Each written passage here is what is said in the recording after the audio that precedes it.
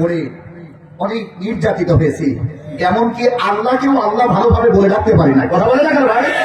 একটু মসজিদের আল্লাহু আকবার যদি ময়দানে দিয়েছেন, রাজাকার, মৌলবাদ কিংবা জঙ্গিবাদ হয়ে গেছেন। এখন সারা বাংলাদেশে স্লোগান হচ্ছে কার? বলবেন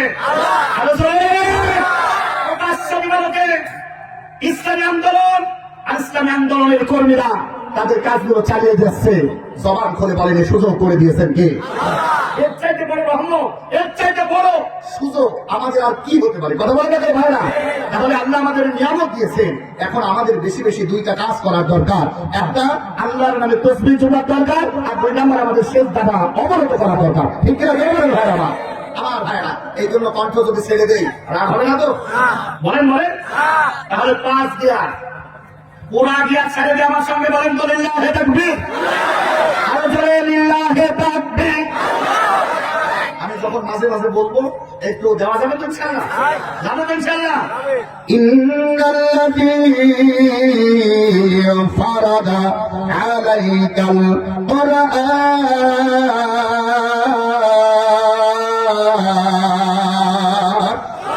আলাইকাল কুরআন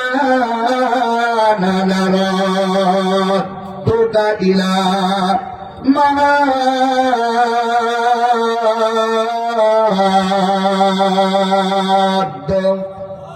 সাদাকাল্লাহুল আলিয়্যুল আযীম ওয়া ক্বালা রাসূলুল্লাহ সাল্লাল্লাহু আলাইহি ওয়াসাল্লাম আল মুসলিমু মান সালিমাল মুসলিমুনা মিন লিসানি ওয়া ইয়াদিহি। রাওয়াহু তিরমিজি।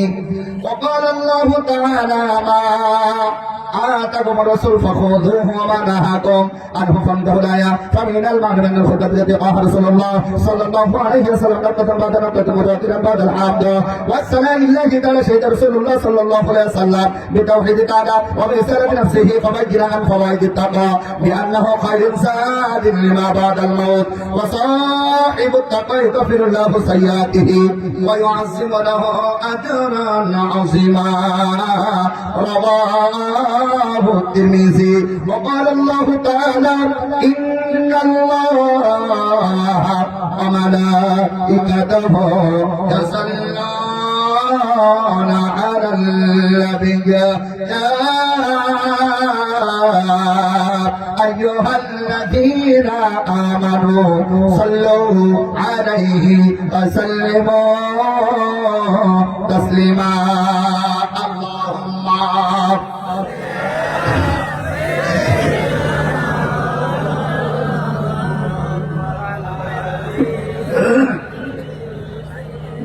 مولانا محمد اللهم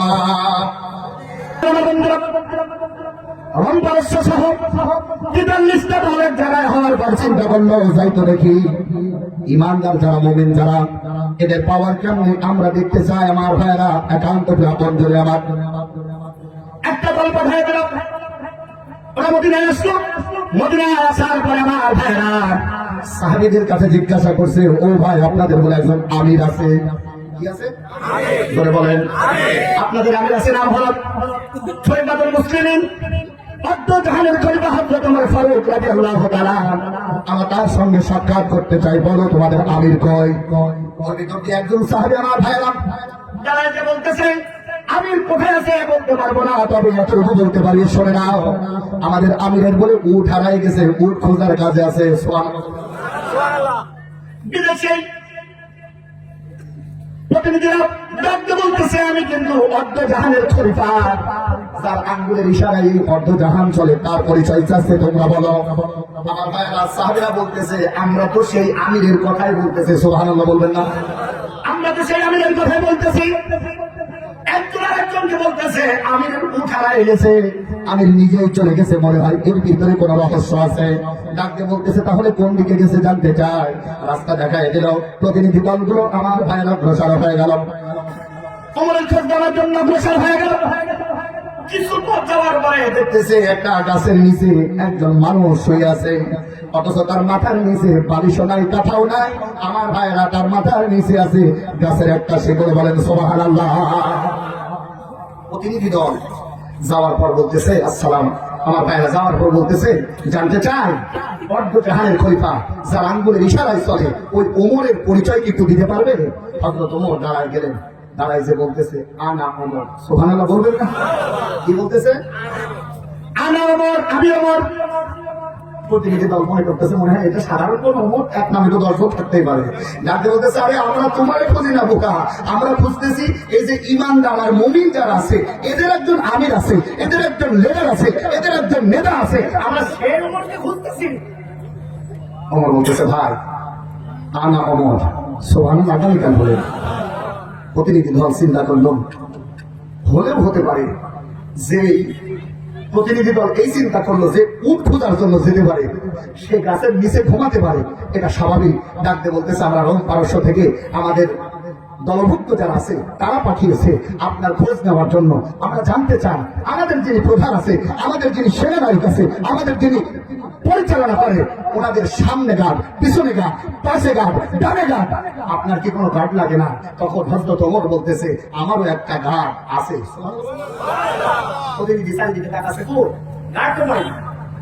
ডাকতে বলতেছে, আমার ভাইরা, আমার গার্ড সেই যে আমার তামাম বডিটাকে নিয়ন্ত্রণ করে তৈরি করেছেন। জবান খুলে বলেন তিনি বলেন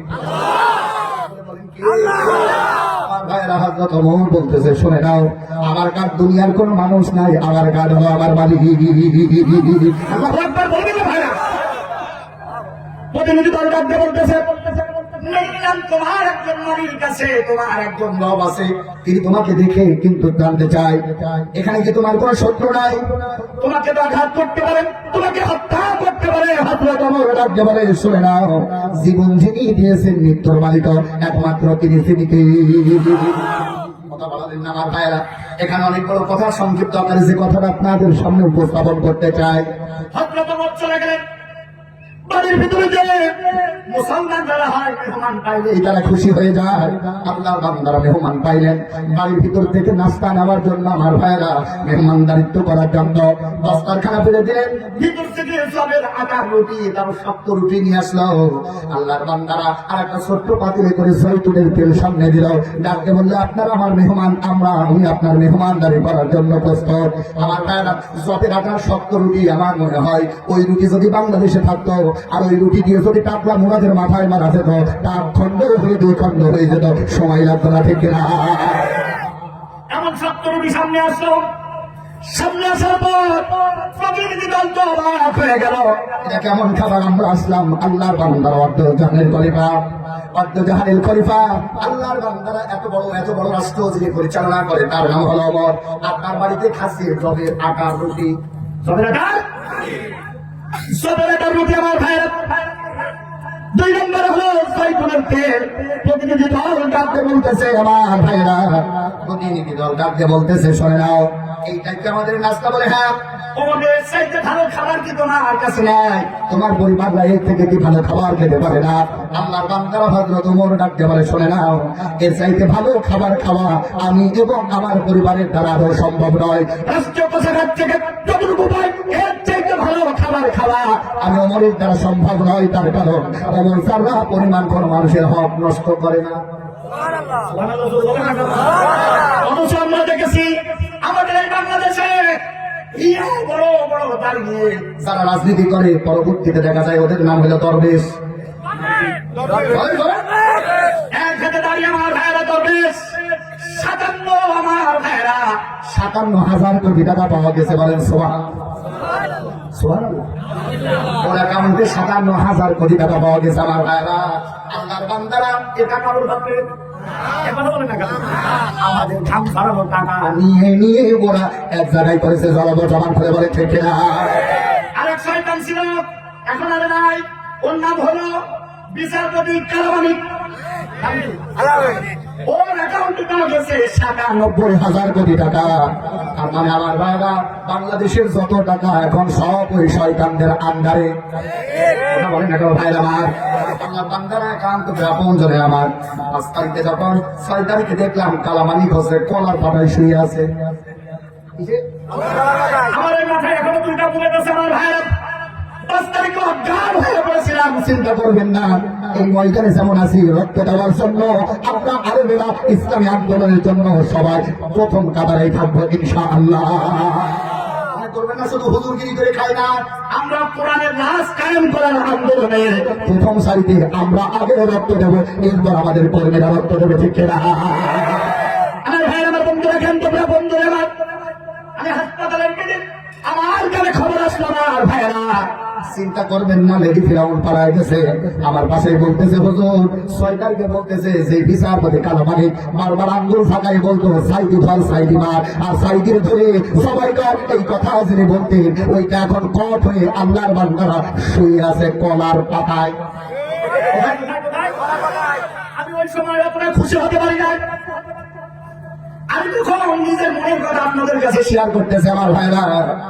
ওই সময় আমি বেশি খুশি হতে পারি না। আমি আমার আল্লাহর কাছে বলেছিলাম, আল্লাহ আমি জানি তোমার ধরা শক্ত ধরা, তোমার এই ধরায় আমি হাফিজুর খুশি হতে পারি নাই, তার কারণ নির্যাতনের তীব্রতা আমরাই না ঘরে দেখি নাই, তবে অনুভব করেছি আল্লাহর বান্দারা কোরআন প্রচার করার কারণে, কোরআনের দাওয়াত দেওয়ার কারণে শহীদ আল্লামা দেওয়ার হোসেন সাইদিকে ওরা কারো উদ্ধার করে নাই, 13টা বছর নির্যাতনের উপরে নির্যাতন করেছে। সর্বশেষ আমাদের শহীদ আল্লামা দেওয়ার হোসেন সাইদিকে ওরা আল্লাহর বান্দারা দুনিয়াতে থাকতে দেয় নাই। আমার ভাইরা সামনে রাস্তার সাইকেল দুনিয়ায় নাই, আমরা কুষ্টিয়ার অনেক কুলারে আল্লাহর বান্দারা জানাজা করার জন্য রওনা হলাম। আল্লাহর গোলামেরা শুনলাম এই ফিরাউনের বাচ্চা আমাদের আল্লাহর জানাজা পূর্ব ঢাকার ময়দানে হতে দেবে না। সংবাদ আসলে জানাতে হবে খুলনায়, খুলনায় ফিরাউনের প্রেতাত্মারা চারিদিক থেকে আমার ভাইরা স্লোগান দিল সাইদিকে আমরা খুলনায় দেখতে চাই না। ওই আল্লাহর বান্দারা শুনে নাও, ও রতনে রতনে চেনে আল্লাহর বান্দারা আরেক জিনিস চেনে, আল্লাহর গোলামেরা কোসো। চিন্তা করো না, পিরোজপুরের ময়দানে যে দেখেছি পিরোজপুরের মাটি আর মানুষ, হিন্দু বৌদ্ধ খ্রিস্টান, ওরা কবিতা দিল আমাদের আল্লাহকে ভালোবাসে। এই জন্য আল্লাহ ঢাকাতে কবুল করে নাই, খুলনাতে কবুল করে নাই, আর আল্লাহ পিরোজপুরের ময়দানে কবুল করেছে। জবান করে বলো না আল্লাহু আকবার। আমার ভাইরা, বাংলার জমিনে আমাদের আল্লাহ মাজার আল্লাহর বান্দারা পড়ার শোনে লক্ষ লক্ষ মানুষ পাগল পাড়া হয়ে যেত। এটা শুধু ইসলামের গর্ব নয়, তাম বিশ্বের মানুষের জন্য রত্ন। একে যারা নিয়ে কটূক্তি করত, ওই কালামানিক আল্লাহর বান্দারা কলার পাতায় শুয়ে আছে। এই দৃশ্য দেখে সবাই খুশি হতে পারে, আমি হাফিজুর খুশি হতে পারি নাই। আল্লাহর বান্দারা একান্ত আপন করে আমার আল্লাহর কাছে বিচার দিয়েছিলাম, আল্লাহ কোরআন বিশ্বাস করি মা আনজালনা আলাইকাল কোরআনা লিতাশকা।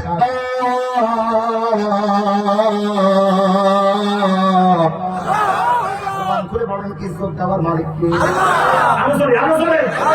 ইজ্জত দিতে পারে কে? কে? আল্লাহ 5 তারিখ 6 তারিখে এই দৃশ্য আমি আমার নিজের চোখে দেখেছি। আমার ভাইরা, আমার কুষ্টিয়ায় 7 জন শহীদ হয়ে গেছে। আমার চোখের সামনে আমার ভাইকে আল্লাহর বান্দারা গুলি করে রক্তে রঞ্জিত করে দিয়েছে। আর ওই জালিমদেরকে কলার পাতায় শোয়াবা, এই দৃশ্য দেখে সবাই খুশি হতে পারে, আমি হাফিজুর খুশি হই না। এটা মনে মনে আল্লাহর কাছে বলছিলাম। 9 তারিখে আল্লাহ আমার এই মনের ব্যক্ত আশাটাকে পরিপূর্ণ করে দিয়েছে। 9 তারিখে শুনি কালামানিকের একটা বিসি উড়িয়ে দৌড় গেছে। 9 তারিখ 10 তারিখে আমার সংবাদ আসলো, হুজুর আপনি তো বলেছিলেন শুধু কলার পাতাই না, আপনি কি নিউজ শুনেছেন? ফেসবুক খুলে দেখেন, এই সেই শয়তান পেতনির বাচ্চা, পেতনির অনুসারী কালামানিকে 2টো আন্ডার একটা আন্ডা পুড়িয়ে দৌড় গেছে। সুবহানাল্লাহ বলবেন না? এবার বলে প্লিজ বলতে পার মালিক কে? বললো না। ভোটে আচ্ছা, ওর 97 কোটি টাকা না, 97,000 কোটি টাকা না, ওর তো দুনিয়ার সব সম্পদ থাকে, ও তো বিচেই না, ওটা কাজে করবে এ খেলা কার? জোরে জোরে খেলা কার? মনের বাড়িতে প্রতিনিধিরা এসে বলতেছে আমি জনগণের হক ফাঁকি দিই না। অথচ 17 বছর দেখেছি মেম্বার থেকে চেয়ারম্যান, চেয়ারম্যান থেকে কাউন্সিলর, কাউন্সিলর থেকে একটু উপরে যদি ওঠে মঞ্চের ময়দানে এসেও টিকাটিকি করে। আমার এই পাশেই তো সেই মাল বসেছিল। আজকে বল আসো না, খেলা হবে। ওরা বলেছিল খেলা হবে, আর আমাদের আল্লামা মামুনুল হক বলেছিল খেলার জন্য একটা মাঠ দরকার। আমরা এখন বলতেছি মাঠ বাংলাদেশে তৈরি হয়ে গেছে, আয় খেলা করি। আগামী নির্বাচনে খেলা বাংলাদেশের মানুষ দেখাই দেবে। অথচ কিছু শগুন এখন উৎপীতি আছে, শুধু নির্বাচন নির্বাচন নির্বাচন বলে সিল আছে। কথা বলে না কেন? কিসের নির্বাচন? নির্বাচন তখন হবে আল্লামা সাইদের হত্যার বিচার তখন বাংলাদেশে হবে, বিচার তখন হবে আমাদের রক্তের বিচার বাংলার জমিনে হবে, তারপরে নির্বাচন, তার আগে কোনো নির্বাচন নাই। এই রাজ্য আছেন কেন দেখি? এখন কিছু মানুষ সামনে আসছে না? 2009 সালে কোথায় ছিলি? মাঠে ছিলাম আমরা। 2010 সালে তোমাদের খুঁজে পাওয়া যায় নাই। শাপলা চত্বরে আলেমদের রক্ত নিয়ে যখন খুলে ফেলা হয়েছে, হারুন পাপিয়া আলী রব্বর জাহির যুগের ওরা শুধু সুযোগ খুঁজেছে, মাঠ ফাঁকা করবো আমরা, বল দেবে ওরা। কথা বলে মামুর বেটা আর সুযোগ না, বড় বুয়া ইশাস ওরে ওর তো দাঁড়াইছি, টার্গেট দিয়েছিল 41 সাল, আর আমরা সময় দিয়েছি মাত্র 45 মিনিট। কোথায় 41 সাল আর কোথায় 24 সাল? যাওয়ার সময় 1 ঘন্টাও পাই নাই। সেনাবাহিনীর প্রধান বলতেছে আপা সময় এগুলো যদি মনে করেন যে ওয়াজের মাঠে কেন এগুলো, এগুলোই হবে পালনি টাকা। ম্যাডাম বলতেছে সময় যখন 45 মিনিট, আমি একটুখানি ঘরের ভিতরে যেতে চাই, ঘরে অনেক শখের জিনিস আছে আমি নিতে চাই। সেনাবাহিনীর প্রধান বলতেছে আপা আপনি তো আমারে বসাইছেন, কি বলবো যা, আমার কোনো বাধা নাই, তবে স্কেলে বাহে দরজা যদি আটকিয়ে যায় তোলার ক্ষমতা কিন্তু ম্যাডাম আপনার নাই। সুবহানাল্লাহ বলবো না? বলতেছে যদি দরজা আটকিয়ে যায় তাহলে আর যায় কি হবে? আমার 2 নম্বর আবদার, আমি জাতির সামনে একটু ভাষণ দিতে চাই, যে জাতিদেরকে বোকা বানাই, পেঁয়াজের বদলে মূলা খাওয়াইছি, গোসের বদলে কাঁঠাল খাওয়াইছি, ওই জাতির সামনে একটু ভাষণ দিতে চাই।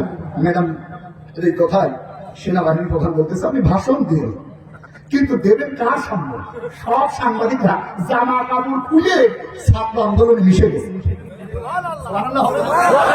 এরপর ম্যাডাম ডাকতে বলতেছে হুজুর কিংবা সেনাবাহিনীর প্রধানের কাছে বলতেছে এটাই যদি হয়, আর আমার 3 নম্বর আবদার, টাকার ভিতরে আব্বা, পয়সার ভিতরে আব্বা, শুধু তাই না আল্লাহর বান্দারা ঘরের ভিতরে আব্বা, অফিসের ভিতরে আব্বা, বড় বড় ঠাকুর মাথার উপরে ঝুলাই রাখেছে, এমনকি প্রতিটা মরে মরে মরে আব্বা ঠাকুর। ঠাকুর কি ঠাকুর? মুজিব চত্বর আমার কুষ্টিয়ার 5 রাস্তার মোড়ে একটা ছিল, 6 তারিখের সকালে বাস্তব ঘটনা আমি আমার চোখে দেখা বলতেছে ভাইরা। আমি মুফতিয়ানের হামজা সহ কয়েকজন আলেম এক জায়গায় হয়ে বললাম চলো দেখে দেখি বাপের কি অবস্থা। মোড়ের বাইরে যেয়ে দেখতেছি বাপ 71 সাল থেকে 24 সালে যত সেজদা দেয় না আল্লাহ বান্দারা যেয়ে দেখতেছি বাপ এখন সেজদা বলেন বলেন বাপ সেজদায় পড়ে আছে। আমার ভাইরা হঠাৎ করে 5 রাস্তার মোড়ে যেয়ে দেখলাম আর ভাইরা আমাদের কুষ্টিয়ার একটা মাদ্রাসার ছাত্র এই সাইজের, মাথায় আছে পাগড়ি, আমার ভাইরা আসে সেম খুলে দিয়ে গরম পানি স্প্রে করছে আব্বার মুখে, সেম খুলে দিয়েছে। দূর থেকে দেখতেছি মনে হচ্ছে যেন পাইপি করে না কিসে করে পানি দিচ্ছে, যাই যাই যাই। কয়েকজন আলেম হাঁটাহাঁটি করতেছে, কাছে যে দেখতেছে আমার ভাইরা ছোট্ট বাচ্চাটা জঙ্গ খুলে দিয়ে স্প্রে করতেছে একেবারে বাপের মুখে। আমরা যে বললাম ও সোনা ও ভাই কেন এই প্রতি এত রাগ কেন?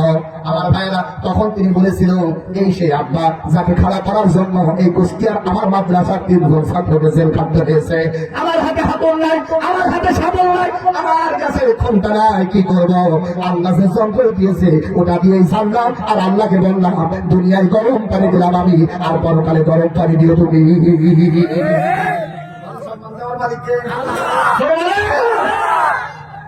ম্যাডাম বলতেছে ওই আব্বা কবরটা একটু জিয়ারত করে তারপরে যাই। সেনাবাহিনীর প্রধান বলতেছে বাংলাদেশের যে বিগতিক অবস্থা আপনি জিয়ারত করবেন যান, আমি নিষেধ করি না, তবে আমার কেন যেন মনে হয় ওই কবরের পাশে যদি যান আর ছাত্ররা যদি দেখতে পাই উক্ত করি ওই কবরে মাটি দেবে তো ওটার ক্ষমতা থাকবে না। এক কথা বলে না কেন ভাইয়া? কিসের ক্ষমতা, কিসের বরাদ্দ, সব শেষ। ভাইয়া পরবর্তীতে দেখেছি 3.5 ঘন্টা হেলিকপ্টার উড়েছে, চীন নাই, ব্রিটেন নাই, আমেরিকা নাই, ইংল্যান্ড নাই, সিঙ্গাপুর নাই, এমনকি আমার ভাইরা সৌদি আরব পর্যন্ত বুবুর জায়গা দেয় না। সর্বশেষ যার মাল তার কাছে গেছে, যার জিনিস তার কাছে গেছে। আল্লাহ, ওখানে যেও কি সুখী আছেন? মনে হচ্ছে যেন দাও দাও দাও দাও দাও দাও করে চলতেছে। কথা বলেন কত সপ্তাহ একটা ভয়েস বেরিয়েছে, বুবু বলতেছে সব কি আমার দোষ, আমার বউ রেহেনার কি দোষ নাই, ওর কি ছেলে মেয়ের দোষ নাই, আমার বিয়ার কি দোষ নাই, সবাই আমার ধরে কে, আমাকে ধরে কে। আমরা বলতেছি তুই হলো নাটের গরু, তোরে শুধু ধরি নাই, বাংলাদেশে খেলা শুরু হবে। আমি মনে করি কি জানেন, এই কথা বলে আমি তো তাফসিরে যেতে চাই। ভাই রাগ করছেন আপনারা? ইতিহাস লেখা হবে, এটা সত্য কথা। অন্যান্য ইতিহাস লেখা হবে, এটা বাস্তব সত্য কথা। লেখা শুরু হয়ে গেছে।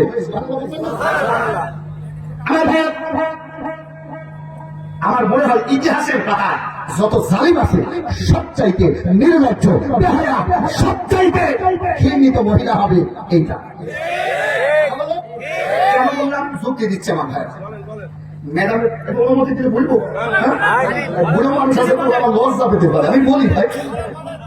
যাওয়ার সময় যে মহিলা ব্লাউজ টুকু নিয়ে যেতে পারে, আমি নিজের কথা বললাম না, যুবকের আছে তো, যাওয়ার সময় সেই মহিলা নিজের ব্লাউজ টুকু নিয়ে যেতে পারে না, ও আবার বলে পাশে আছি শর্ট করে ফিরে পড়ো, বলে না বলে, যে যাওয়ার সময় ব্লাউজ নিয়ে যেতে পারে না, ওই মহিলা আবার বাংলাদেশে আসার স্বপ্ন দেখে। আমার তো মনে হয় এর চাইতে নির্লজ্জ মহিলা আসমানের নিচে আর জমিনের উপরে আর একটাও নাই। কথা বলে না কেন ভাইরা, বলে না? আমরা বলে আসো বুবু, আসো সব করিয়া, আয়না ঘর তোমার জন্য রাখছি ঠিক করিয়া, বুবু আসো সব করিয়া, আয়না ঘর তোমার জন্য রাখছি ঠিক করিয়া। আমরা রিসেপশনে বরিশায় আছি, রিসেপশনে বরিশায় আছি, জুতার মালা লইয়া, বুবু আসো সব করিয়া, আয়না ঘর তোমার জন্য রাখছি ঠিক করিয়া। কথা বলে সব ধরা শেষ শুরু হয়েছে, একটা জালেমকে আমরা দেখতে চাই না। দেখি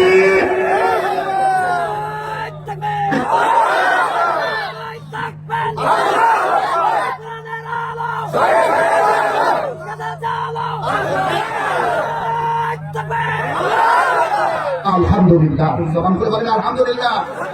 শহীদ মেহেদী হাসান স্মরণে আপনারা কি রাগ আছেন? আমি শুরু করতেছি। আমার ভাইরা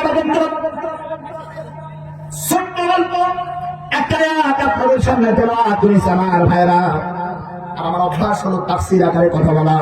কিছু কথা বললাম এই জন্য আমার ভাইরা, যাতে করে বাংলার জমিনে আমাদের একটা চিন্তা, একটাই চেতনা, এই বাংলার জমিন চলবে একটা কিতাব দিয়ে। জবান খুলে বলেন এই কিতাবের নাম কি?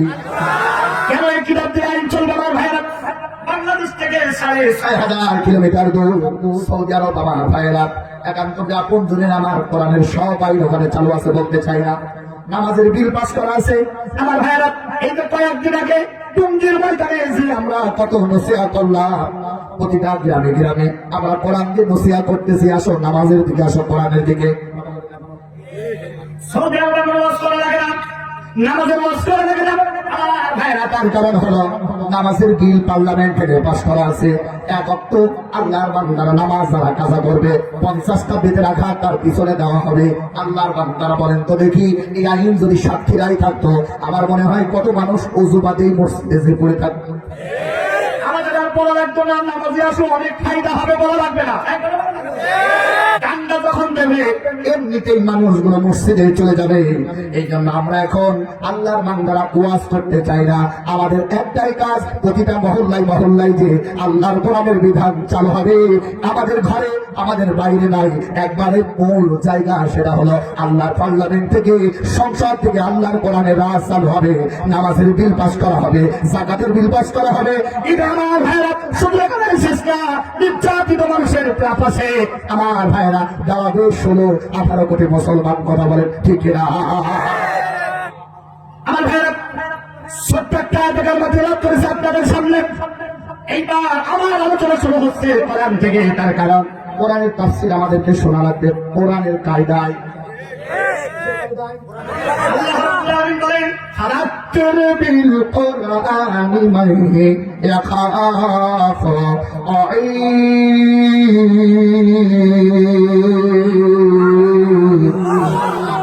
আপনি কোরআন দিয়ে মানুষদেরকে নসিহত করে, যারা দেখবেন আল্লাহকে ভয় করে, পরকালীন জীবনের ভয় করে, শুনলেন আল্লাহর কোরআন দিয়ে যখন আলোচনা হবে ওই মানুষদের অন্তরটা শীতল হয়ে যাবে, ওই মানুষগুলোর পরিবর্তন হতে সময় লাগবে না। কথা ঠিক কিনা? আমার ভাইয়েরা, সম্পূর্ণ আয়াত আমি পড়ি নাই, ছোট্ট একটা বেকার আমি তেলাওয়াত করেছি। আমার ভাইয়েরা, সূরাটার নাম সূরাতুল কাসাস। জবান করে বলেন কোন সূরা? আমি এই জন্য তাফসীর আকারে কথা বলতেছি। আমার ভাইয়েরা, আমি জানি এই সাতক্ষীরার মানুষ জোন কাটতে পারে, কিন্তু ওরা আল্লাহর কোরআনকে বুকে ধারণ করে পথ চলে।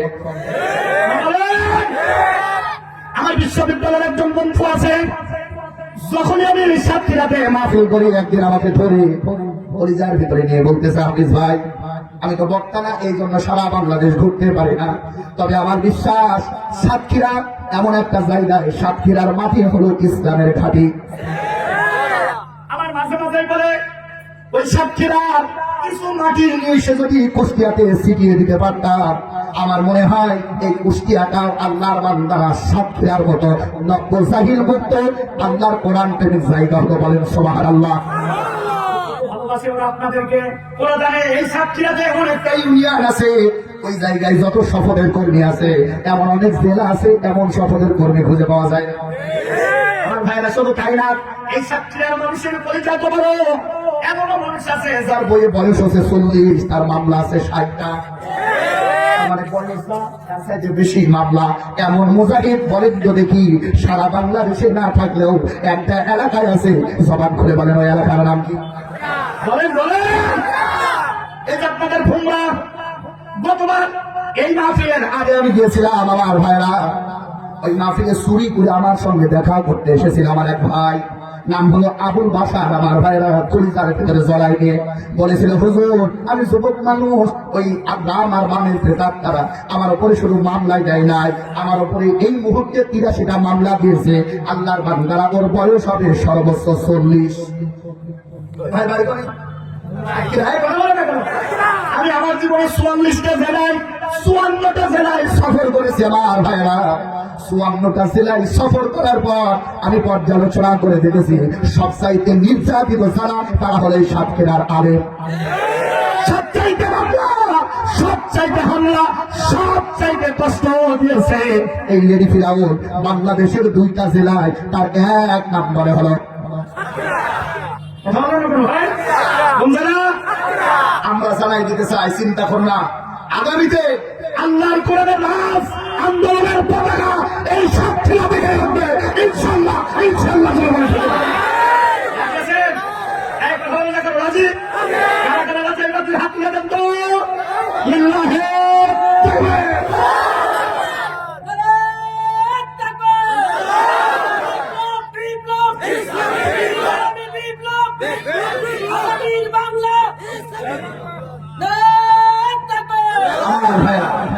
এই সাতক্ষীরার প্রতিটা ইঞ্চি মাটিতে শহীদের রক্তের গন্ধ পাওয়া যায়। এমন কোন এলাকা নাই যেখানে ইসলামী আন্দোলনের কর্মীদের রক্ত ফলে নাই। আল্লাহর কসম করে বলি, বাংলাদেশে যদি ইসলামী রাষ্ট্র কায়েম হতে হয়, এই সাতক্ষীরার ময়দান থেকেই প্রথম কালেমা পতাকা উঠবে। উঠবে উঠবে, ঠিক জনগণকে আমাদের থেকে আলাদা করার জন্য এখন বলো আলেমরা ধর্ম ব্যবসায়ী, এ কথা বলে পারবো না। আলেমরা আমাদের জন্য আসে না, আলেমরা আসে আল্লাহর কোরআনের জন্য। চিন্তা করো না, আগামীর দেশ কোরআনের দেশ। কথা বলে আমার ভাইরা, এইবার লক্ষ্য করেন, ছোট্ট একটা কারণ আমি তেলাওয়াত করেছি। আমার ভাইরা, জবান করে বলেন তো সূরাটার নাম কি? বলেন আরো জোরে। 86 নম্বর আয়াত। আমার ভাইয়ের একান্ত নিরাপদ জোরে আমার আল্লাহ তাআলা ডাকতে বলেন, ইন্নাল্লাযী ফারাদা আলাইকাল কুরআন।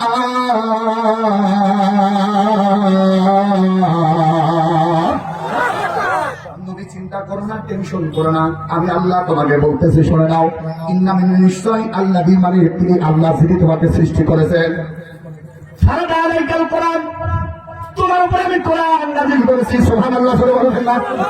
এই কোরআন যে তোমাদেরকে আমি জানাই দিতে চাই, যে কোরআনের কারণে জেল কেটেছো, যে কোরআনের কারণে রক্ত ঝরিয়েছো, যে কোরআনের কারণে তোমার অনুসারী যারা তারা কষ্ট করেছে, আমি আল্লাহ রাব্বুল আলামিন ওই কোরআন দিয়ে তোমাকে আবার এই দেশেই ফিরায় নিয়ে আসবো, আর জয়ের মালা তোমাকে পরাই দেবো। আল্লাহু আকবার বলেন।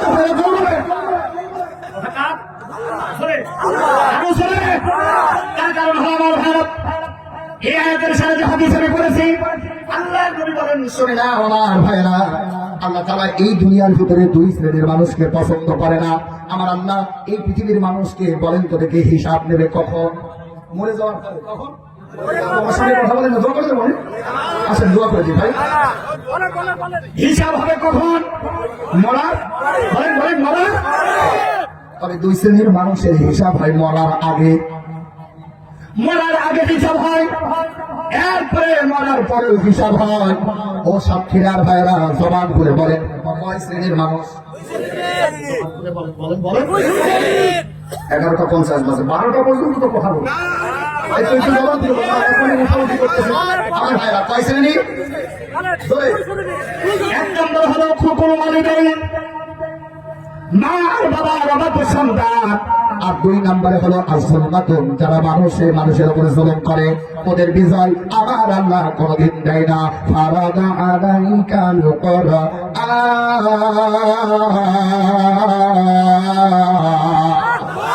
ফারাদা আলাইকাল কোরআন লারাদ্দুকা ইলা মা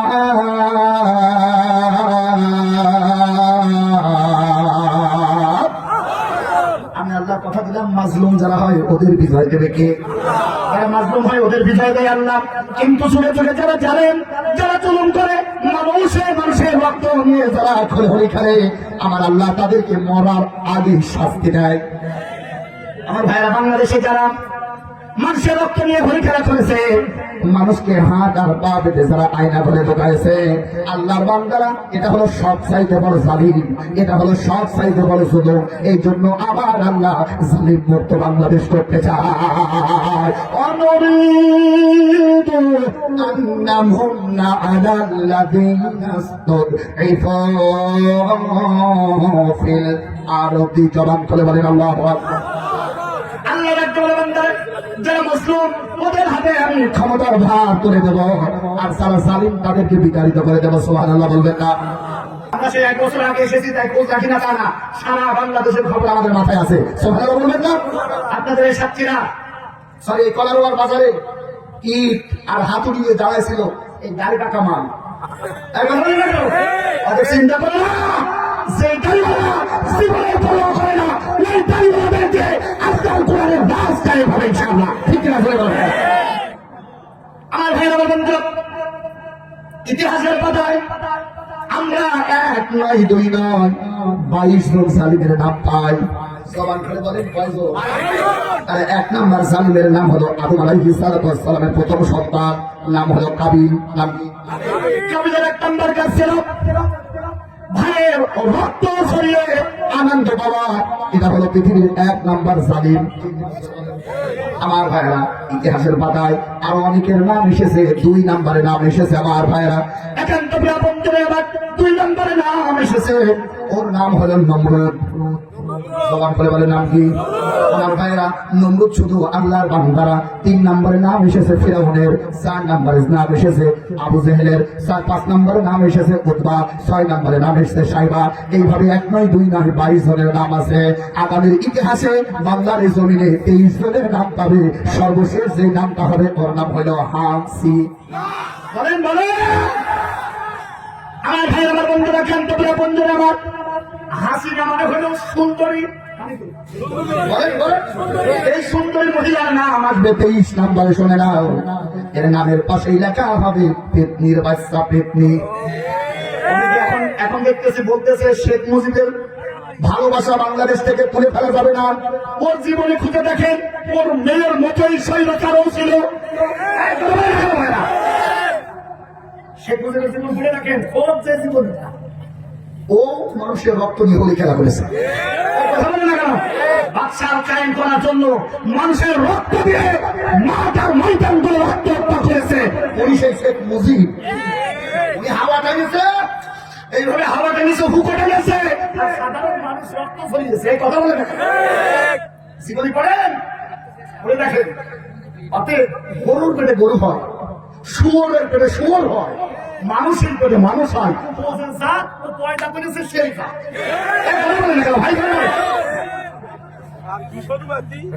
আমার ভাই ও জীবনী পড়ে দেখেন, সব হলো দাদা বাবুদের সেম। এক কথা বলে না কেন? আমার ভাই আমার বন্ধুরা, 2 নম্বর সৈন্য শাসক যিনি ছিলেন, জবান খুলে বলেন ওর নাম কি? নমরুদ। নাম কি? বলেন। আমার আল্লাহ ডাকতে বলেন فرض عليك القرآن لردك إلى معاد। আমি আল্লাহর কথা দিলাম, শুনে নাও, জালিমরা পালাবে আর মাজলুমরা জয়লাভ করবে। আমি আল্লাহ যুগে যুগে তার দৃষ্টান্ত দিয়েছি। নবী গো, আমার ভাইরা, সূরাতুল কসাস এমন একটা সূরা, আল্লাহর গোলামেরা একান্ত বিরাপন করে না। সূরাতুল কসাস, কসাস শব্দের অর্থ হলো হিস্টোরি। আল্লাহর বান্দারা, আল্লাহর গোলামেরা ঘটনা। এখানে আয়াত আছে 88টা আয়াত, রুকু আছে 9টা। আয়াত নাজিল হয় মক্কায়। মক্কায় সর্বশেষ যে সূরাটা নাজিল হয় একসঙ্গে 88টা আয়াত। আবার আল্লাহ আল্লাহর বান্দারা যৌফা নামক জায়গায় নাজিল করে। জবান খুলে বলেন কয়টা আয়াত? 88টা। এই সূরাতুল কসাসের ভিতরে এক বই দুই নয় আমার ভাইরা, প্রায় 40টা ধারা আর উপধারা আছে। শিক্ষা আছে প্রায় 42 থেকে 45টা। আমি আমার এই ছোট ক্ষুদ্র ব্রেন দিয়ে প্রায় 45টা শিক্ষা আমি পেয়েছি। আল্লাহর বান্দারা তারা 1 নম্বর শিক্ষা পেয়েছে, ইন্নাল্লাযী ফারাদা আলাইকাল কুরআন।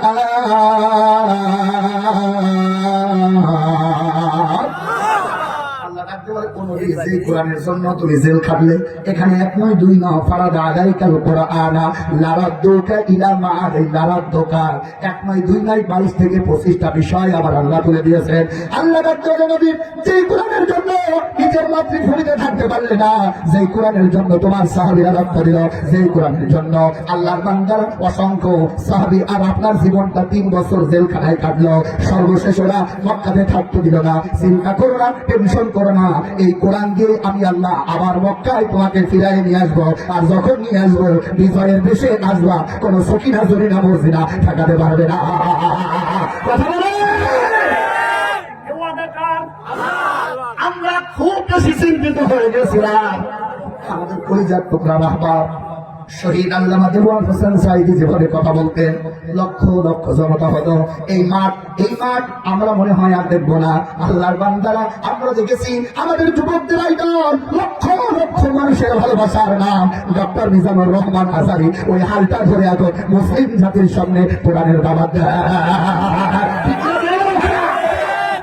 আপনাদের এই পাশে আসছে না বছরে 25 থেকে 30 লক্ষ রোজার মাহফিল হয়। চিন্তা করো না, একজন সাইডিকে কেড়ে নিতে পারো। বাংলার জমিতে ইসলামী আন্দোলন আর কোরআনী আন্দোলনকে মুছে দেওয়ার ক্ষমতা তোমাদের না। সাইদির মাঠ ধরিয়েছে কাট দিয়ে এক শ্রেণীর ভান্ডরা আমার ওই আজারের মাথাকে 10 লক্ষ টাকা উপহার দেওয়ার জন্য বলেছে। চিন্তা করো না, টেনশন করো না, এতে বোঝা যায় এরাই হক্কানি আলেম আর এরাই দিন কায়েমের আন্দোলনের একবারে 1 নাম্বার থেকে না। ভাই আমার বন্ধুরা, আল্লাহ রাখতে পারে জালিমরা বিপদ হয়ে যাবে। তবে চিন্তা করো না, কেউ যদি মনে করো বাংলাদেশ স্বাধীন হয়ে গেছে, না না না, ইসলাম এত সহজ আর এত সুন্দর আমার ভাইয়েরা, এত সুন্দর সুগম পথ নয়। ইসলাম এমন একটা পথ, এখানে হাঁটলে কাটা তোমার ফুটবে। চিন্তা করো না, রক্ত ঝরবে, এর মধ্য দিয়ে ইমানদারদের ইমানি সসমা আমার আল্লাহ কবুল করে নেবে। ঠিক না? 5 তারিখে রক্ত দিয়েছে, চিন্তা করো না, তৈরি হয়ে যাও, আবার 5 তারিখ আসবে, যুবকদের রক্ত লাগবে, ও রক্তের উপরে আল্লাহর কোরআনের রাজ কায়েম হবে। ঠিক না ভাইরা? দাঁড়াইছি আবার কিছু নব্য ফিরাউন দিচ্ছে না, যদি তাই না হয় এখন এই সময় এই সময় দাঁড়ায় ছাত্র আন্দোলনের সামনে কেমনে বলে হুজুররা ফার্মা ব্যবসা করছে, ওরে তো সুতা পিটা করে বাংলার জমিন থেকে ভারতে পাঠানো দরকার, ঠিক আছে? জুতাতে মানে সম্মান পাবে, ঠিকই না? ওই জুতায় আর কিছু মাথায় নেওয়া লাগবে। কত বড় সাহস এই হারুন সংসদে কোরআনের আয়াত বলতো। কথা বলেন দেখেন ভাই, যখন মহিলা ছিল, এই শয়তান মহিলা যখন ছিল, ও তখন মাঝে মাঝে দেখতাম সংসদে কোরআনের আয়াত বলতেছে। আমি মাঝে মাঝে চিন্তা করতাম এই সংসদে মনে হয় এই একজনই আছে, কিন্তু ও যে এত বড় কোরআনগার, ও যে এত বড় শয়তান, ও যে এই বাংলার জমিনে দাঁড়ায় এখন আলেমদের বিরুদ্ধে কথা বলে, বাংলার জমিনে এই কিঞ্চি জায়গা এই হামলার জন্য দেওয়া দরকার না, ঠিক কিনা বলে বলো ভাই? সজাগ থাকবেন। বুবু চলে গেছে, কিন্তু বুবুর বাসর এখন বাংলাদেশে আছে। এই বাসরদের জন্য একটা ছোট্ট আবদার বলো, এলাকায় কি গাভী গরু আছে? গাভী বছর বছর বাসরদের আছে, মনে করেন চাষা মোজাম্মেল হক সভাপতি, এখানেও যেমন সভাপতিও তেমন সোহানটা বলবেন, কিন্তু এই চেয়ারে বসেছিল দুটো মারা হুজুর। এখন বলে নেবেন এই খেলা কার? আমি শুনেছি, আমি মাহফিল করে চলে গেছি, আমার এই যুবক ভাইদের নামে হামলা মামলা হুমকি ধামকি চলেছে। এখন তোলা রোয়াই নাই, কথা বলে আমার ভাই ওরা মরে গেলে ভালো ভাবে জানাজা পড়তে পারে। যারা কোরআনে বাধা দিয়েছে, ওরা মরে গেলে যেই হুজুর ভালোভাবে জানাজা পড়াবে, ওই হুজুরের বেতন দিয়ে হারাম, ওই খেতে দিয়ে হারাম, ওই হুজুরের সম্মান দেখাও হারাম। আমাদের পাঠান দেবে, আপনি দোয়া করে বলবেন যে জান্নাতের আনারস কারণ খাওয়ার জন্য হুজুর ওই দলের। হুজুর দেখলেই পাগল হওয়া যাবে না। এই মহিলারা আছে, মাদেরকে বলি শোনো না, যারা এখনো সরকারের বিরুদ্ধে গেলে মনের ভিতরে জ্বলা খাওয়া, এই 32 নাম্বার ভেঙেছে, কত মানুষ বলছে কি দরকার রাষ্ট্রীয় সম্পদ, ওদেরকে আগে ধরে নিয়েছে জুতা দিয়ে আস্তা করে পালিশ করার দরকার। কোথায় ছিল তোমার কষ্ট যখন আমার ভাইয়ের রক্তে রঞ্জিত হয়ে গেছে ময়দান? কোথায় ছিল তোমাদের এই আবেগ যখন আমার পরিবার টুকরো মুসলিম আল্লাহ সাইদিকে শহীদ করেছে? কোথায় ছিল তোমার এই আবেগ যখন আমার নিজেকে শহীদ করেছে? কোথায় ছিল আবেগ যখন আমার কাদের মোল্লাকে শহীদ করেছে? কোথায় ছিল আবেগ যখন আমার লক্ষ লক্ষ রক্ত দিয়ে ৭৭ ভাষা এসে? আর এখন তোমার আবেগ দেখাও, শরীর চারে একটা চিহ্ন বাংলাদেশে থাকবে না। চিন্তা করেন না, খেলা যখন শুরু হয়েছে একটা হবে, এই খেলা আমার তোমার না, এই খেলা আল্লাহ সূরাতুল কাসাস ৮৬ নম্বর আয়াতে কারিমা আমার আল্লাহ ডাকতে বলে, জালিমরা আল্লাহর বান্দারা পালিয়ে যাবে, আর আলেমরাই রাষ্ট্র চালাবে, চিন্তা করে না, ও সময় আমাদের সামনে উঠে দিচ্ছে। আমার ভাইরা ২ নম্বর জালিম নাম কি? নমরুদ। এই দুনিয়া ইব্রাহিম নবীকে আসতে দেবে না। আল্লাহর বান্দারা মামলা আদায় করলো, আল্লাহর বান্দারে ঘরের আমরা সবাই জানি। নতুনত্ব কিছু কথা আপনাদেরকে জানাই যান, আমাদের মুরব্বী সাবজেক্ট তৈরি করে দিয়েছে, অল্প পরিসরে কয়েকটা কথা বলে যায়। আমার ভাইরা দেখো কেমন খেলা, জালিমরা কিভাবে ধ্বংস হয়ে যায়, আল্লাহর বান্দারা একান্ত আপন জন্য। আবার নমরুদ চিন্তা করলে ইব্রাহিম নবীকে আসতে দেবে না, জানতে চায় ও পরওয়ার ভাইরা ইব্রাহিম নবীকে দুনিয়ায় এসেছে এ কথাই না হয়, দুনিয়াতে এসে ইব্রাহিম আলাইহিস সালাতু ওয়াস সালাম তার রবের গোলামি করেছে, কেউ ঠেকাতে পারে না। অনেক বড় ঘটনা আমার ভাইরা, কলিজার টুকরা সাথীরা ভাইরা শোনে না। ইব্রাহিম নবী যখন রবের কালেমা প্রচার করতেছে, মার কাছে যে বলে, মা ও মা জানতেছে আমার রব কি? মা ডাক দিয়ে বলতেছে কিসের আল্লাহ? মা ডাক দিয়ে বলে তোর রব আমি। হুজুরদের ব্রেন মনে হয় খুব দুর্বল, এরা খুব একটা বোঝে না, পরের বাড়ি খায় তো, এদের বুঝ শক্তি খুব কম। এক কথা বলছে না, এদের বুঝ শক্তি যে বেশি তার উজ্জ্বল দৃষ্টান্ত ৫ তারিখ।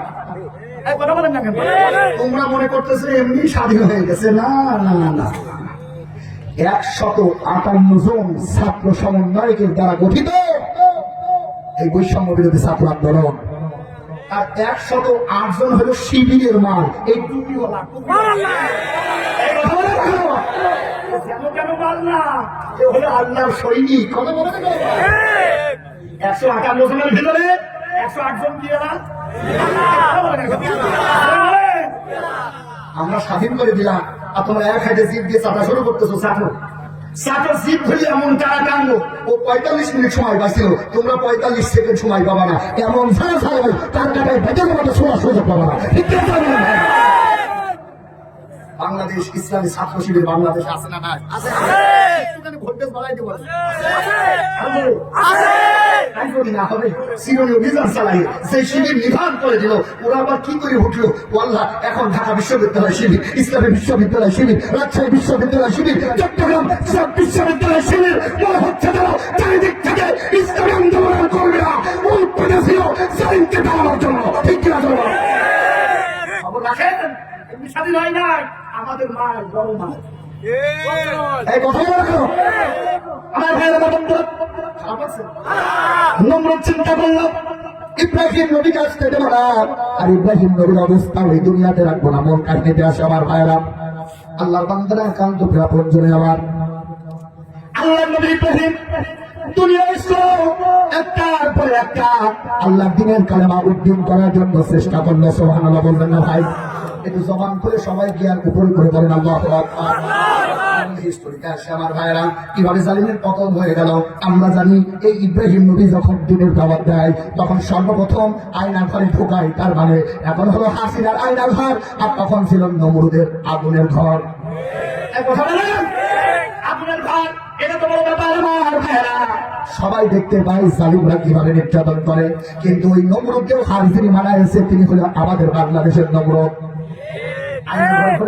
আয়না ঘর আজকে আমি আস্তে আস্তে একটা ভয় শুনছিলাম, এমন নিষ্ঠুর ঘর ওরা বানিয়েছে আমার ভাইয়েরা।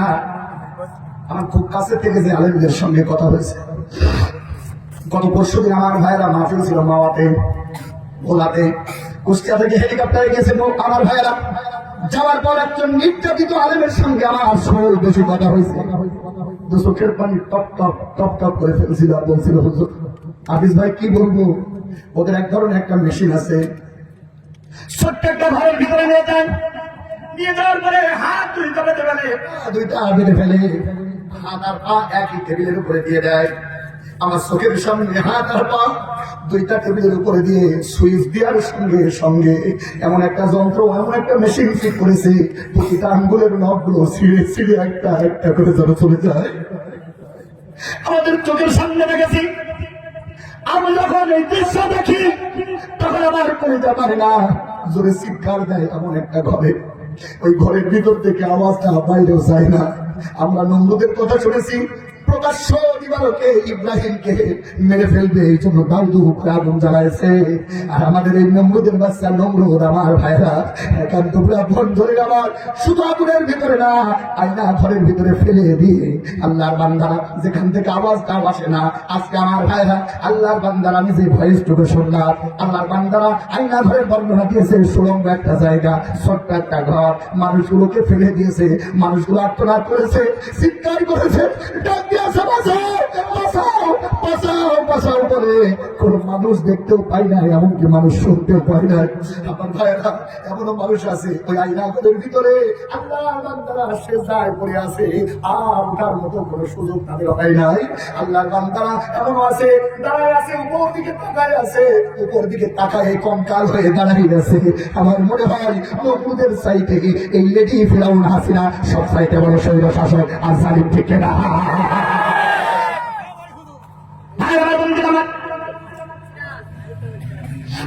আমরা এখন গত পরশুদিন ডক্টর ইউনূসের মাধ্যমে আয়না ঘরে একটা দৃশ্য দেখেছি।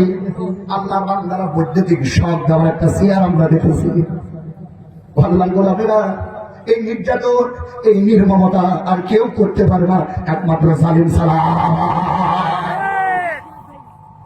আমার ভাইরা সম্ভবত 16 তারিখ ছিল সেই দিন, আমরা খুব কাছের একজনের কাছ থেকে শুনেছি, এই শুধুমাত্র মানুষদেরকে ঘরের ভিতরে বন্দি করে খেলতে হয় না, প্রতি সপ্তাহে একদিন ওদের আত্মনাদ শোনার জন্য এই লেডির বাচ্চা ঘুরে বেড়াতো। আমার মনে হয় এর জন্ম হলো কি ভালো মানুষের দিয়ে হয় না, কুকুর আর শিয়ালের মতো জন্ম হয়েছে। ঠিক কি বলবো ভাই?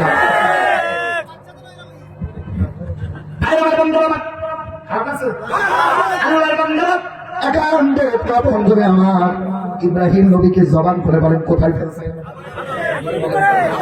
আমার আলোচনা শেষের দিকে মূল যে পয়েন্ট আপনাদেরকে জানাতে চাই, ইব্রাহিম নবীকে ফেলল আগুনের ভিতরে। আগুনের ভিতরে ফেলার পর আমার ভাইরা ফেলবে ভাই। এই সময় হয় আল্লাহর পক্ষ থেকে জিবরাইল আলাইহিস সালাম ডাক দেয়। ডাক দেবেন আল্লাহর নবী জিবরাইল, আল্লাহর নবী ইব্রাহিম, আমি তোমার বন্ধু জিবরাইল একবার অনুমতি দাও, আমি আমার পাখা দিয়ে নমরুদের আগুন সব তছনছ করে দেব। আল্লাহর নবী ইব্রাহিম ডাক দিয়ে বলতেছে, জানতে চাই এই পাওয়ার তোমাকে কে দিয়েছে? জিবরাইল ডাক দিয়ে বলতেছে, এই পাওয়ার দিয়েছেন তিনি, তোমার আমার মালিক জিবরিল। ইব্রাহিম নবী ডাকতে বলেন, আমি এমন কোন আল্লাহ সেজদা করি না যে আল্লাহ আমি বিপদে পড়বার দেখবে না, তোমার মতো বন্ধুর দরকার নাই, আমার এক নম্বর বন্ধুর নাম হলো আমার আল্লাহ। বন্ধুরা আগুনের ভিতরে ফেলে দিল, অনেক বড় ঘটনা আমার ভাইরা। আগুনের ভিতরে ফেলে দিলে দৃশ্য আমরা জানি।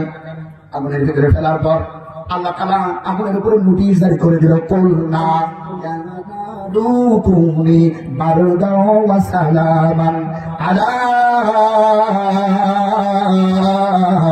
ইব্রাহিম।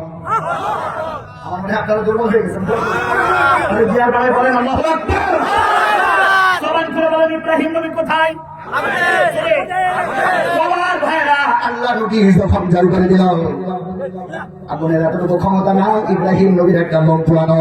এই ঘটনা বলা আমার উদ্দেশ্য না, কিভাবে জালিমদের অবস্থা তৈরি হয় আমার আল্লাহ কিভাবে জালিমদেরকে পতন করে এটা বোঝানোর জন্য আল্লাহ আমার ভাইরা নমরুদ দেখতেছে আগুনের ভিতরে ইব্রাহিম খেলা করতেছে। সুবহানাল্লাহ বলতে নমরুদ বাবা খেলে গেল। ও ভাই আরমান ভাইয়ের মতো ভাই 8টা বছর একটা ঘরের ভিতরে কেমনে থাকলো, এখনো জীবিত আছে। গত পরশুদিন আরমান ভাই নিজে দেখাচ্ছে আমাকে এই আয়না ঘরের ভিতরে ঢুকায় রেখেছে। 8 বছর ওই জায়গায় জবান করে বলে বাঁচিয়ে রেখেছিল কে? আছে না নাই? আছে না নাই? ও ভাইরা আমার ইব্রাহিম নবী খেলা করতেছে, অবাক এবং দুনিয়ার মানুষ। আমাদের ম্যাডাম ওই জায়গায় বসে বসে অবাক হয়ে যাচ্ছে। আয়না ঘর এত দুর্গম একটা ঘর, যেখানে খাবার নাই, যেখানে পানি নাই খুব বেশি, ওই জায়গায় 8টা বছর যারা বাঁচতে পারে ওই আন্দোলনের মানুষদেরকে চিরনি অভিযান দিয়ে আল্লাহর বান্দারা পুলিশ বিজিবি আর্মি দিয়ে বাংলাদেশ থেকে নিধন করা সম্ভব না। আমার আনবার মায়ের রক্তের ভিতরে আছে শহীদ কাফেলার রক্ত, মুজাহিদের রক্ত। এই রক্ত বাংলার জমিন থেকে মোছা সম্ভব নয়। তোমরা এক বাড়ি খাইয়ে অর্ধেক মরে গেছে বলে না, হাসিনা সেই কেস কাটি নাম না, মনে হচ্ছে দাদার কাছে যে সাপ সুখ সহ্য করতে পারছে না, পুরি পুরি ভাব।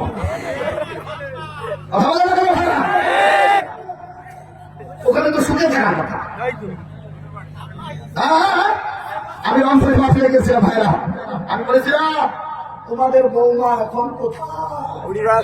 ওরা বলেছিল হুজুর আমাদের বৌমা নাই, আমরা কোনোদিন বৌমা স্বীকার করি না। মহিলার জীবনে কোনোদিন স্বামী লাগে না।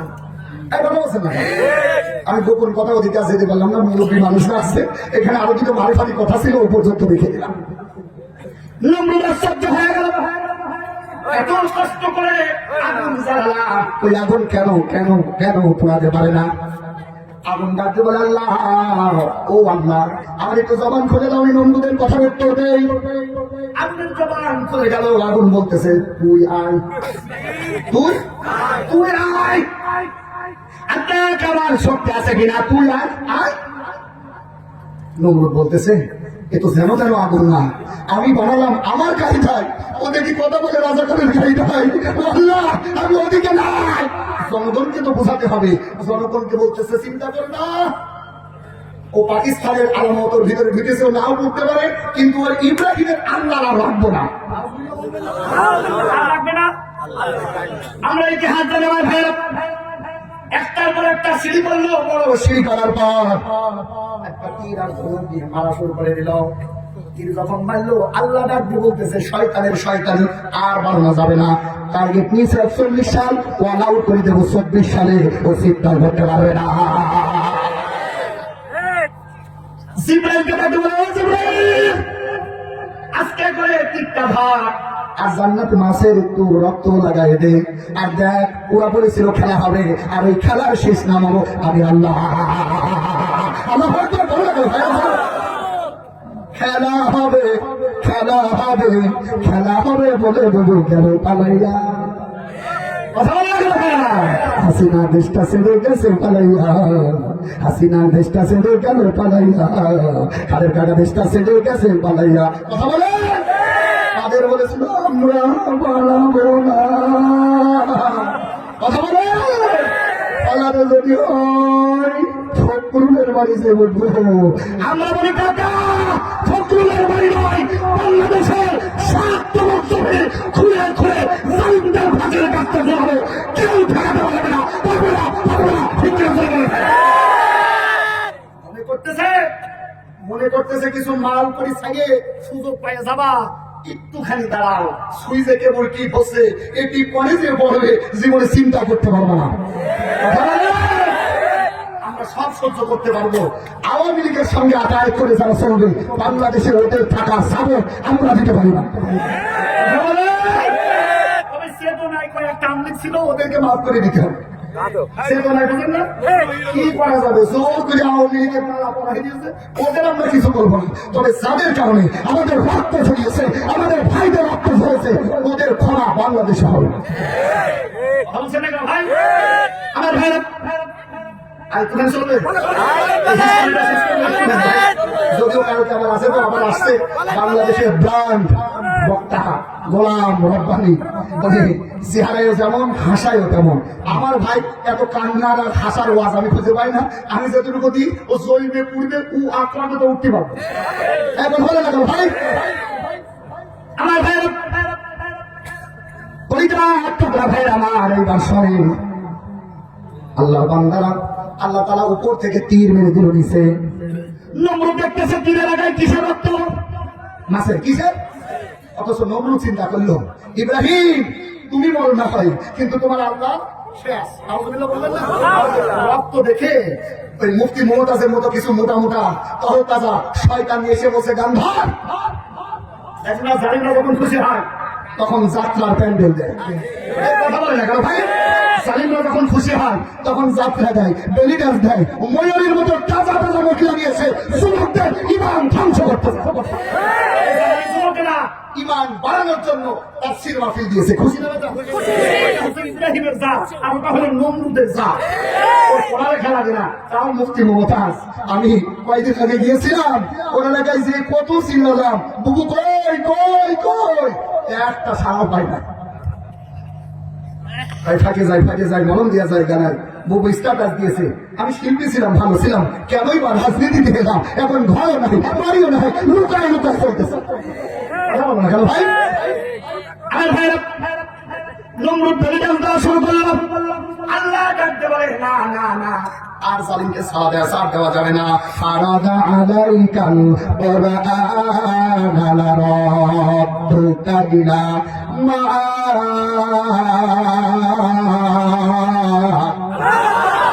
এখন নমরুদকে আস্তে করে এক নয় দুই নয় শুধু চেয়ার থেকে সরাইয়ে দেব না, আমি আল্লাহ অপমান অপদস্থ করে কিভাবে সরে নাও, আর ওই চেয়ারে আমার নবী ইব্রাহিম কিভাবে বুঝবে তোমরা দেখে নাও।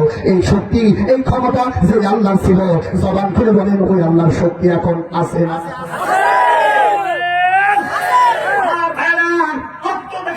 স্লোগান তৈরি করে দিল, ইব্রাহিমের আল্লাহ আর নাই, ইব্রাহিমের আল্লাহর দেখো এই যে রক্ত, তোমরা মদ পান করো, তোমরা ব্রিডেন্স দাও। আমার আল্লাহ রাখতে বললেন না না না, আর ছাড় দেওয়া যায় না। আমার আল্লাহর তরফ থেকে একদল সৈনিক পাঠালেন, ওটা যেন তেন সৈনিক না, ওটা হলো বৈষম্য বিরোধী ছাত্র আন্দোলন ডেকেছে, কিন্তু ওই সময় চলেছে বৈষম্য বিরোধী মশা আন্দোলন।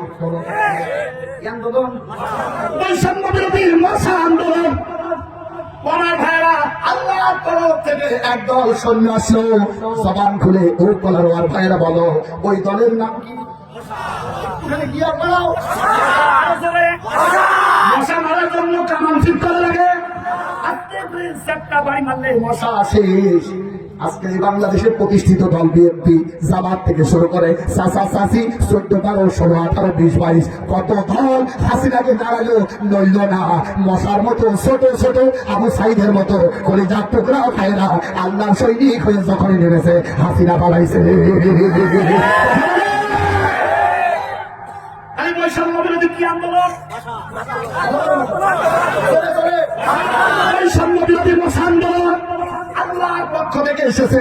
এই কথা দিয়ে তোমাদেরকে জানাই দিতে চাই, বৈষম্য বিরোধী ছাত্র আন্দোলন এটা বাংলাদেশের কোন দলীয় না, এটা আল্লাহর তৈরি একদল সৈনিক। কথা বলে।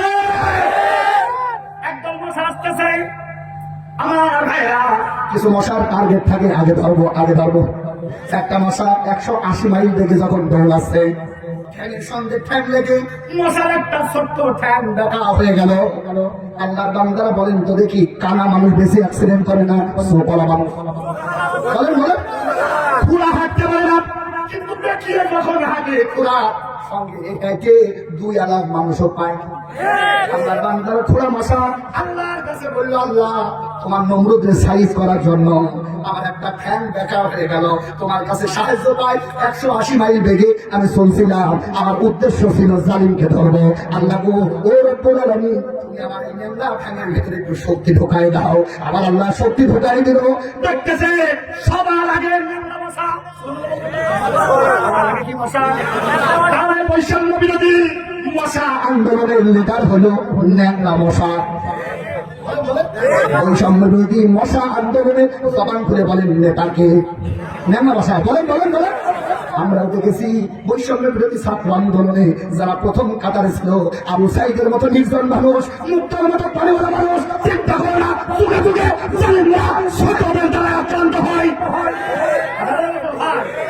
মশা ন্যাংরা মশা আল্লাহর কাছে ডাকতে বলে, আল্লাহ বল না, আমার একটু শক্তি দাও। আমার ভাইরা, ন্যাংরা মশা গ্রিন টুল রোড দিয়ে নমরুদ বসে আছে, চারিদিকে বেলি ডান্স হচ্ছে। আমার ভাইরা, ন্যাংরা মশা সোজা আল্লাহর বান্দারা তোর লাইনের লেন দিয়ে সোজা ঢুকে গেল, সোজা ঢুকে গেল একেবারে এসি রুমে। আল্লাহর সৈনিক, আল্লাহর সৈনিক যারা হয়, পরিশ্রম যত করবে মনের ভিতরে কলিজার ভিতরে বলেন প্রশান্তি দেওয়ার মালিককে। অল্প পয়সায় 12:30 বেজে গেছে, প্রথম দিন এত রাত করা ঠিক না। 5 মিনিটের ভিতরে আমি আল্লাহ আয়াতের সারবার ঠেলে দিচ্ছি। 5টা মিনিট ভাইরা না। মশা এখন কোথায়? আরে মাথা নাই, বেশি রুমে কোথায়? সে বলে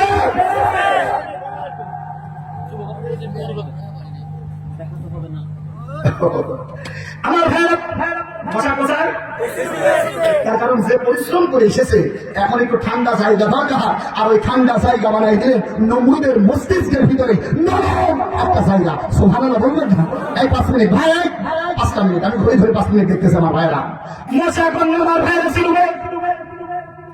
মশা ডাকতে পারে, আল্লাহ আলহামদুলিল্লাহ, আল্লাহ এত পরিশ্রম করে আসলাম, তুমি আমার এত আরামের জায়গা রাখবা, আমি তো কোনোদিন চিন্তা করি না। কেন বললাম?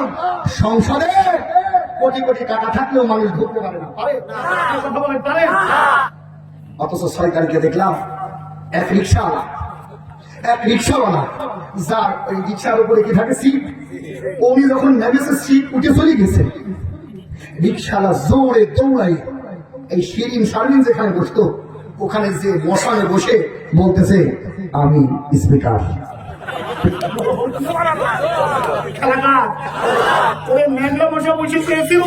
আর আমাদের এই 5 তারিখে ফিরাউনের মসনদে বসেছে কে? রিক্সাওয়ালা যে রিক্সা ছেড়ে দিয়ে সংসদে ছাত্ররা বিভিন্ন জিনিস নিয়ে খেলা করছে, আর রিক্সাওয়ালা একেবারে সোজা গ্রিন টি নোট দিয়ে স্পিকারের চেয়ারে বসেছে আর বলতেছে, আই অ্যাম স্পিকার। সুবহানাল্লাহ বলবেন না? এখানে আমরা বসা এই কথা বলেন ভাই। তাই ওই মশা আর এই মশা আমার ভাইরা মিলে যায় নমরুদের পতন হয়েছে বাজার জমিনে কোন নমরুদের বংশ আর থাকবে না। অনেকেই বলেন বাবু আপনি ঘাবড়াবেন না, আপনি ঘাবড়ালে আমরা ঘাবড়িয়ে যাই। চিন্তা করে না, নাউজুবিল্লাহ কোন বংশ আল্লাহর জমিনে থাকবে না, থাকবে না, থাকবে না। ঠিক না? একটা রিক্সা রাখে আমার আল্লাহ যদি স্পিকারের চেয়ারে বসাতে পারে, ওই আল্লাহর ক্ষমতা